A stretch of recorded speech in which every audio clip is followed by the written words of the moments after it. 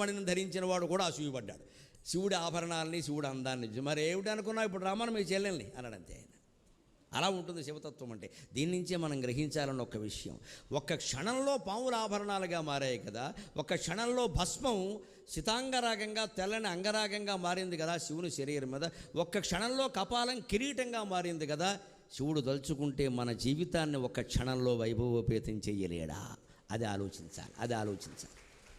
దాన్ని ధూర్జుడు చెబుతాడు చాలా ధైర్యంగా. శివస్మరణ చేయండి, శివస్మరణ చేయండి. ఎంతసేపు వచ్చిన వాడిని కూర్చోబెట్టి కష్టాలన్నీ చెబుతారు, ఏడుపు మోహం వేసుకుని. ఎందుకు వచ్చిన గొడవ ఎవరికి చెప్పకండి, పరమేశ్వరుడికి చెప్పండి, ఇంకెవరికి చెప్పకండి. చెబితే ఏం జరుగుతుందయ్యా కష్టాలు? పరమేశ్వరుడికి చెబితే పవి పుష్పంబగు అగ్ని మంసగు అకూపారంబు భూమిస్థలంబవు శత్రుండతి మిత్రుడవు విషము దివ్యాకారమౌను ఎన్నగా అవనీ మండలి లోపలన్ శివ శివేత్యభాషణోల్లాసికిన్ శివ నీనామము సర్వవశ్యకరమౌ.